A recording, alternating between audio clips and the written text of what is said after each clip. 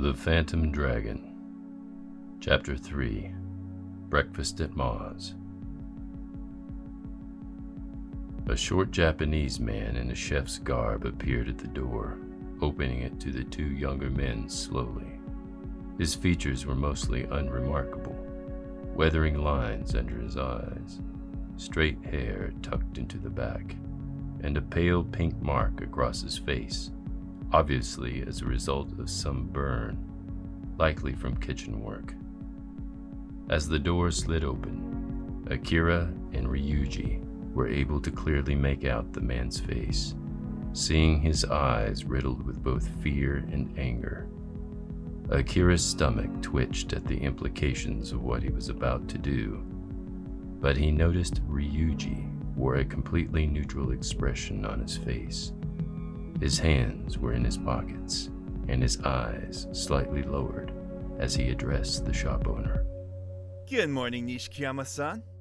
Ryuji said surprisingly pleasantly with a bow of the head. We appreciate you meeting with us so early before your shop opened. I hope you will allow us to come in. The man, apparently named Nishikiyama, met Ryuji's politeness with a glare and a nod, motioning for the two men to enter the cafe. Ryuji thanked the shop owner and entered confidently, with Akira tailing behind far more awkwardly.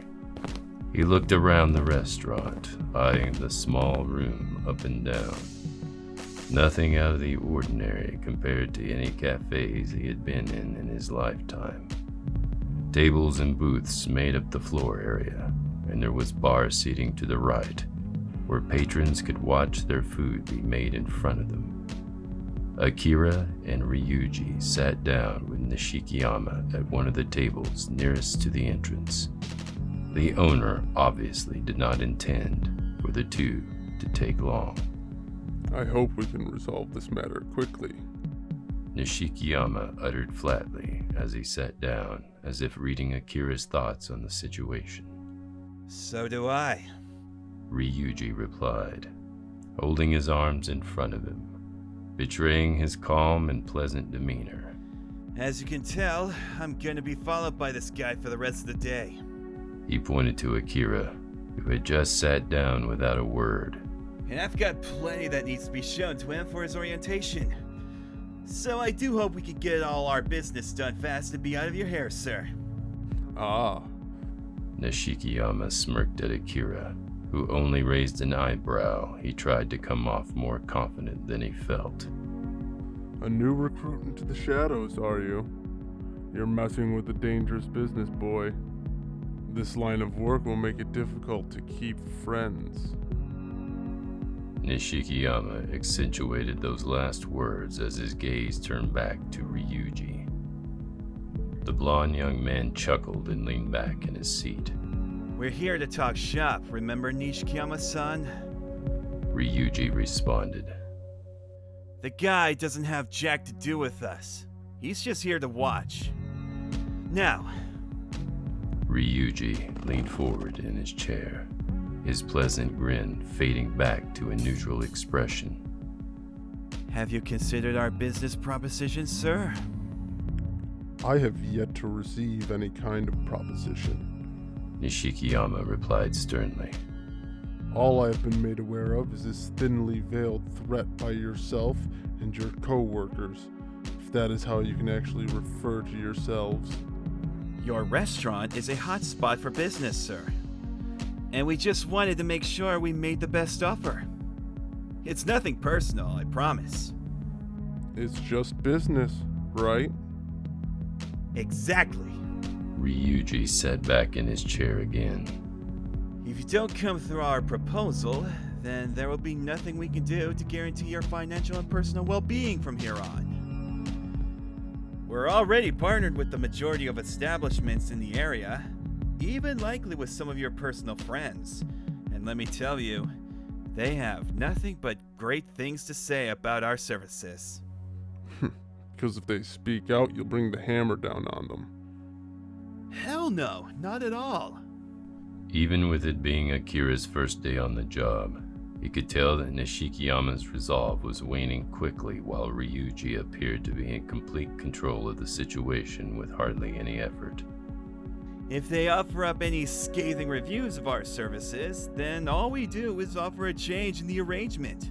Or just leave them to their devices and that's the end of it. What happens from then on is on them, sir. That's how we've done it forever. Nishikiyama looked like he was about to flip the table over on Ryuji, but then sighed and hanged his head low, folding his hands in his lap. Akira looked to Ryuji, who smirked. Then he knew that the shop owner was not looking at him. I wanted to stand my ground this morning. Nishikiyama began. I wanted to tell you, Yakuza, what we really think of you. I wanted to stand up for everyone you've abused and extorted. But I guess my spine is as fleeting as the breeze. Ryuji nodded, trying not to laugh. You know how many times I've heard those same lines, man? Don't beat yourself up about it. There's no shame in making the right call, even if it is the hard one. Just know that I would prefer anything else on this good earth to partnering with you. Nishikiyama got up from the table with a scowl and made his way back to the back of the room, seemingly into an office. Trust me, man. Ryuji turned to Akira. He'll be singing our praises in 2 weeks flat or less. Forgive me if I don't exactly believe you right now, after what I just saw. That's the same shit just about everyone gives me, man. Better get used to it quick too, cause you'll be the one making these transactions someday. I wouldn't count on it. Akira replied flatly. You keep telling yourself that. Ryuji smirked again. The office door opened behind them, producing Nishikiyama, who was carrying a small leather bag in his hands. Looking downright despondent, he sat in his seat again in front of the younger man and placed the bag on the table. The deposit. He said with a sigh. I hope your boss will be appreciative, Sakamoto. I was barely able to scrounge up this month for you. I even had to reduce the amount of coupons that went into circulation. The boss will be jumping for joy, sir. Ryuji replied without looking at Nishikiyama, only eyeing the bag as he picked it up. I'll get this over to my people and then they'll be in touch by the end of the week. Ryuji's eyes found Nishikiyama's again. Congratulations, Nishikiyama. You've got nothing else to worry about for the entire lifetime of your business. You need anything taken care of that's a bit out of your budget, just contact us and we'll have it dealt with guaranteed. Just get out. Nishikiyama grunted, pointing to the door behind him with his thumb. That's something you can take care of for me. Ryuji paused and then shrugged. You got it, Chief. I'm sure you've got plenty of stuff on the to-do list anyway. He got up and patted down his sport coat, with Akira mimicking him, with far less grace and confidence. Thank you for your time, sir. Have a good day. Ryuji grinned. Nishikiyama huffed in response and looked to the floor. Ryuji whistled awkwardly and strutted to the door, with Akira in tow step for step. The second he heard the door close behind them, indicating they were at least mostly out of earshot, Akira butted in. What the hell was all that? A business transaction. Ryuji replied nonchalantly, taking out his cigarette pack and lighter from his jacket pocket. Pretty simple and routine, honestly. Yeah, you were there with about as much energy as a dead fish on a riverbank. But at least you followed orders and didn't fuck anything up, which is more than I can say about most recruits. He lit his cigarette and took a long breath of it before breathing the cloud out into the air. But what were we doing in there, huh? What did that old guy have to do with anything? The way he acted, I swear he thought you were gonna shoot him or something. Do you even know what a yakuza does, man? Ryuji asked, growing more perturbed by the second. We get a good deal of our money from protecting local businesses. You mean extorting them? Yeah, the hell did you think we were doing? Putting in a new landline? Ryuji took another puff of his cigarette, seemingly calming himself. We shouldn't be talking about this here anyway. Follow me. It's time for the rest of your orientation. Where are we going now? Akira walked at his side as Ryuji started strolling off down the crowded sidewalk. Got another business to extort? Hell no, dude. And drop that self-righteous act. I'm just taking you out for brunch. But if you keep up that attitude, then we may end up with some problems that won't look good on my report. For 5 minutes after that gut-wrenchingly awkward exchange between the two young men, Akira and Ryuji walked on in silence. The blond young man led Akira on without looking back to see if he was even following him, as if after their conversation, he no longer cared about his assignment. Akira's mind was a whirlwind of thoughts and feelings that made it difficult to focus on navigating the crowds to follow Ryuji to wherever it was they were headed. Mentally, Akira recapped the events of the day thus far. He had woken up from that recurring memory-stroke nightmare, received a concerning but heartfelt call from his mother, and watched a man who was now his new co-worker extort a local small business for most of their savings, and now had pissed off the man that had done the extorting. Brilliant, Akira, just brilliant. You went and pissed off a yakuza muscle. You're a real dumbass, you know that? Definitely not how he was used to spending his mornings, but at least it was interesting. Next on the to-do list would be to get back into Ryuji's good graces. By the looks of it, Akira could potentially take him in a fight, but if he were able to win, who knows what kind of goons they would send after him. And if he lost, well, being admitted to the hospital would not be great for his current situation, assuming he would get off that easily. A moment later, Ryuji stopped in front of another small restaurant, though this was obviously not some family-oriented cafe. We're here. He remarked coldly. The sign read Serenity in off-white color, and sophisticated font surrounded in a gold border. Akira only became more confused at the sight. This is a bar. Akira spoke up. Aren't they closed this early in the day? Not for guys in our line of work. Ryuji replied with another of his smirks as he took a small, copper-colored key from one of his pockets and fiddled with the door lock. Just be respectful and mind your manners, okay? This is a classy little joint. Right, sure. Stepping through the doorway, Akira was greeted with the sight of a cozy, atmospherically, almost romantically lit little lounge. Much like the marquee out front, the lounge was illuminated in a soft golden hue that would be easy on the eyes after a long day at work. No one else was present, save for the standout, downright remarkably beautiful woman at about 30, wiping down the bar. She tilted her head up at the sound of the door opening, taking Akira aback by her striking face, long dark locks, and round, piercing eyes. She wore a tight red sequin dress that hugged her lean but not at all conservative curves, with a neckline that came dangerously close to reaching her cleavage. She smiled a stunning, sunny smile, but not at him. Ryuji!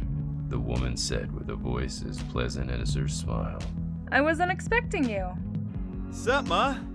Ryuji replied with a wave of his hand and a smirk that was less cocky and more genuinely friendly.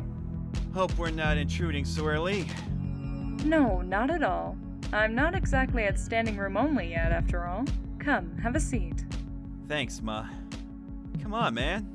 He addressed Akira. She don't bite. I'm just not that kind of lady. She giggled, flashing her bright, large eyes at Akira, whose heart seemed to swim up his throat at the sight. Before he even realized what was happening, his mind still thoroughly addled by the woman before them, he was seated at the bar, inches away from this Ma. So, She began as the boys sat down.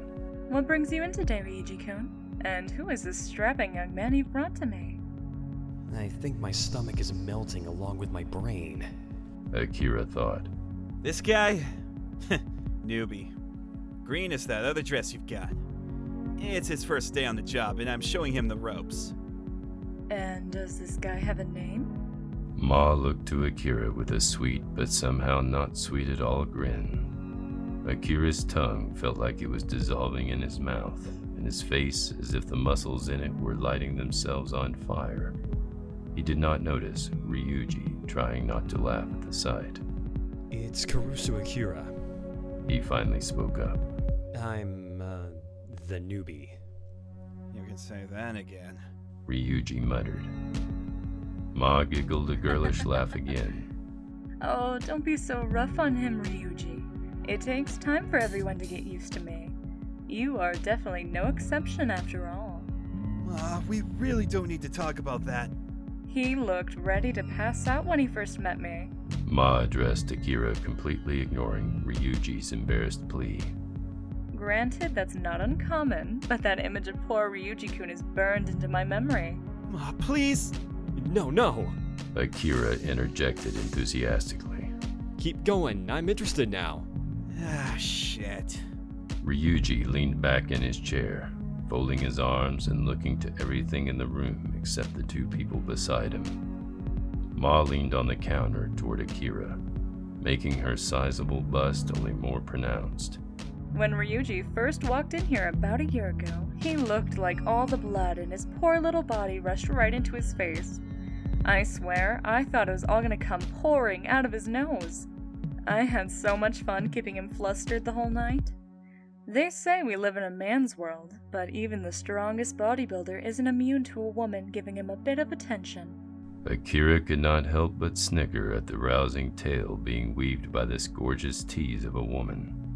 But of course, it wasn't to be mean or rude. I treated him like family, gave him half off the majority of the menu, and he's been a faithful customer ever since. Is that all true? Akira asked Ryuji. He rubbed his eyes and groaned before he replied. Yep, it's all true. Akira could not help but laugh, clutching his gut as he did. Even Ma let out a little laugh with him, though not nearly as heartily as the young man. You know what, Ryuji? Akira said while trying to calm himself down. I'm glad you took me here after all. This isn't at all what I brought you here for, though! Ryuji glowered at him, causing both Akira and Ma to laugh even more so. Okay. Ma butted in. I think that's enough humor at Ryuji-kun's expense for the day. Don't want to go scaring off one of my best customers after all. Come on, you don't have anything else to tell? No more fun stories at all? No, she doesn't. Ryuji answered for her as quickly as he could. Ma, we done? Indeed, Ryuji, I think we are. She replied sweetly. Akira sucked in his breath to force himself to stop laughing. Now, Ryuji-kun, you say this boy's new? I assume you're not here for drinks and hostesses before noon after all. Ryuji cleared his throat as the thorough mockery he had endured finally ended. Yeah, he's the new guy. First day on the job, and I'm the one that was told to show him around town. Something about me being his age and under a year of employment myself. Well, look at you, being all responsible. Ma smiled at him, though neither man could tell how genuine her smile was. Akira, right? What do you think of Ryuji so far? He's, much more knowledgeable about this stuff than I am. I've spent the last hour just shadowing him mainly. Didn't even tell me where we were going before we arrived here. He didn't even tell me about you. And for good reason, man. Ryuji answered for Ma. You noticed that this place was closed when we arrived here, right? Well, yeah. I also noticed you had a key to get us in. I do. And that's because this place is a bit of a haven for ourselves and the other Sakura guys. Ryuji's embarrassed scowl softened as he looked back to Ma, who still wore a bright, caring smile on her face, this time appearing completely genuine. Ma here has been an associate of the boss for God knows how long. And the first thing newbies like you are taught is where to go in case things get hairy. If you get yourself in a bad situation, Akira, and there's no gunshots involved yet, this will probably be the best place to go to lay low while things blow over. Really? Ma answered for Ryuji this time. Indeed, Akira-kun. My family has had a trusted friendship with the Sakura clan for generations. Even Boss himself likes to come down here about once a week. He knows just as well as everyone that I'm the woman of the house, and nothing bad happens to those in my care and my place. And that's why Ryuji calls you Ma. That's right. And if you're a new member of the Sakura family, I expect the same from you as well. Even Boss calls me Ma, you know. Ain't no club or bar in Kamurocho will treat one of us as well as this little joint, man. Ryuji said almost whimsically. I'll bet you and I are gonna spend a lot of time here not long from now. But why is this place a haven? Can't anyone come in here, at least during operating hours? That's true, but Boss and his clan have almost complete control over this part of town. Every yakuza, and even most common street thugs and goons, know that there are some places here you just don't cause trouble in, and my little club is the paramount of them all. Good to know. I'll try to stay out of trouble, but just in case, I'll remember your club, Ma. Gonna need some time to get used to that. Yeah, about that. What? We, might be in some trouble, man. Ryuji. Ma put her hands on her hips and looked down at the blonde man disapprovingly. You went and got yourself in trouble and didn't even tell your student? It was before I met up with him, Ma. Ryuji protested. Akira's eyes widened at the implication, and he waited on bated breath for an explanation. Ryuji's gaze shifted between Ma and Akira as he spoke. Look, I was on my way to meet up with Akira this morning when some lowlife thugs stopped me on the street and tried to mug me. I gave him a light thrashing because that was enough to get him to lay off. Then I went and met up with Akira. But as we were walking around, He looked Akira dead in the eyes. and you staring off into space the whole way here rather than keeping track of the situation, I noticed the same guy started following us about halfway here with a couple of reinforcements just to add to the mess. I was gonna take you to get some more business done, but I didn't want to throw a newbie like you into a fight in your first hour on the job. So I decided now would be as good of a time as any to take you by Moss. And that's why we were walking around so long, huh? Ryuji nodded. At least you noticed that. Well, why didn't you tell me, though? I figured you being stuck in your own little world would make it look a little less suspicious and maybe keep them off our trail. You're new, so you haven't learned how to hide in plain sight yet when someone is scoping you out.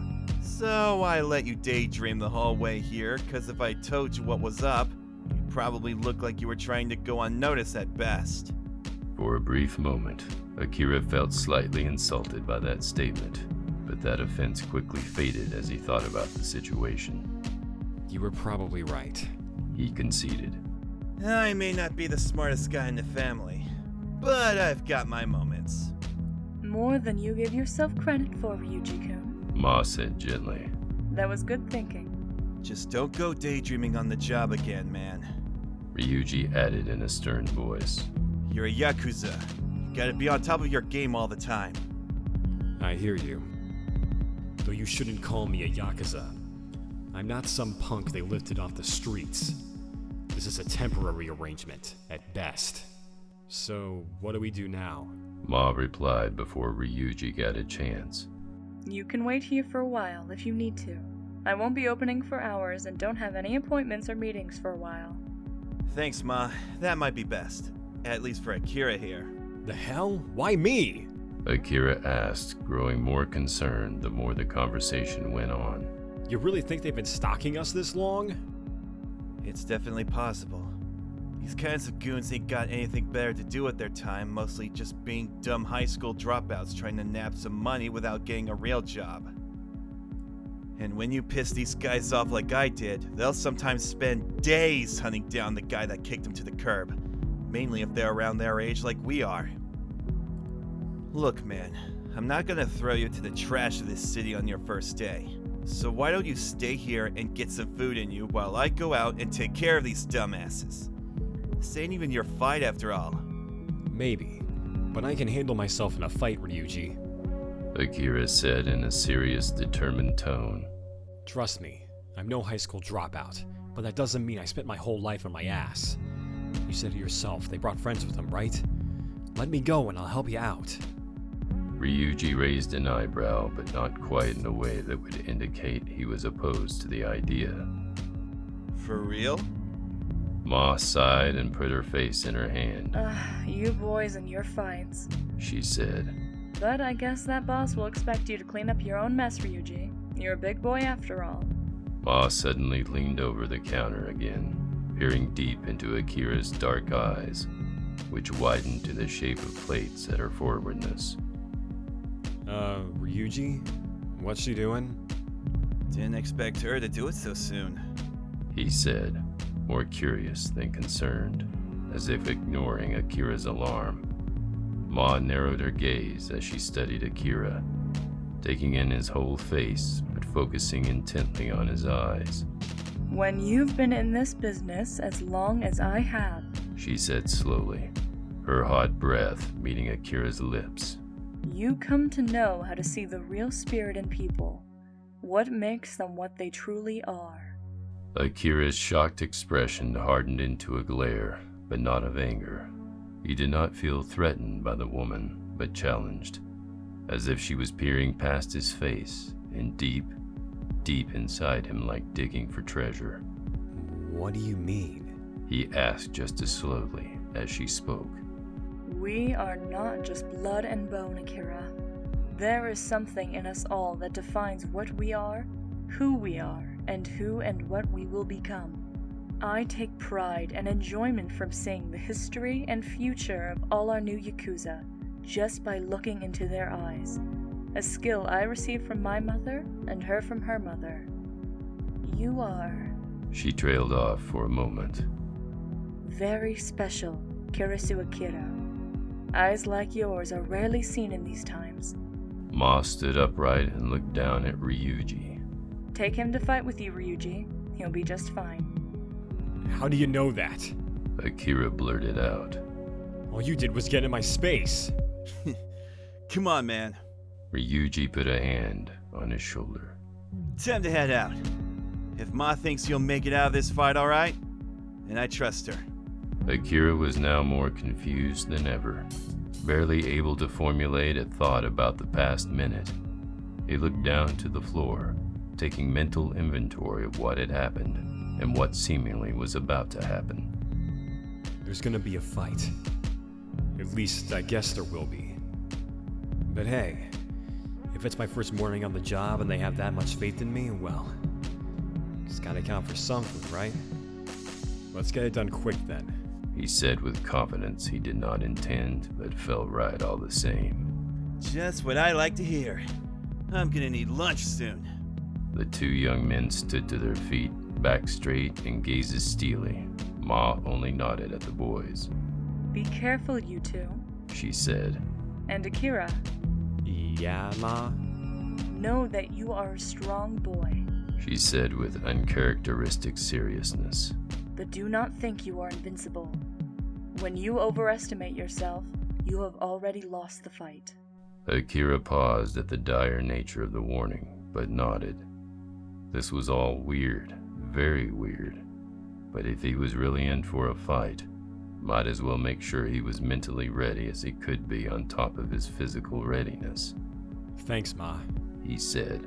I'll remember that. And both you boys come back here when you're done. I want to see with my own eyes that you're both okay. Ryuji smirked and waved his hand to her. We'll be back before you know it, Ma. Keep the stoves hot and the drinks cold, could ya? Ma smiled and nodded. Ryuji turned to Akira with a confident grin. Ready for your garbage cleanup, man? I'll do everything I can. He nodded and could not help but smirk in turn. Good thing. Ryuji held out his fist to Akira. I can't wait to see that fighting experience you were talking about. I expect to hear some bones cracking. You'll hear it. Akira bumped their fists together. And same goes for you. Right on! Now let's get moving. See ya in a few, Ma. Without another word, the two young yakuza stepped out onto the crowded streets, almost reflexively as he could feel the adrenaline start to pump through his veins. Akira cracked his knuckles as he and Ryuji walked out onto the mean streets of Kamurocho with heads held high and eyes glaring dead ahead. Passers-by stepped out of their way as the two sharply dressed young men waded right through the center of the crowds, like nobility among peasants. The feeling was completely alien to Akira. Never before had he felt so empowered, so respected. Men stepped back out of their way. Women watched them with cautious but fascinated stares. Ryuji seemed completely used to such things, but Akira was trying desperately hard not to call attention to himself by turning his walking into more of a strut or humming some film-like theme music. Ryuji lit another cigarette and let out a puff of smoke, and Akira followed along, but this time at his side rather than lagging behind. Ma seemed completely confident that he was strong and special, whatever those referred to, and Akira felt some strange internal obligation to see that reading through. Whatever lay in wait for him at the end of their path, he was not going to let them overpower him. Was this the mindset of a yakuza? Probably, and it both scared and fascinated him that the notion felt good. Damn good. His first fight awaited him, and that knowledge felt damn good.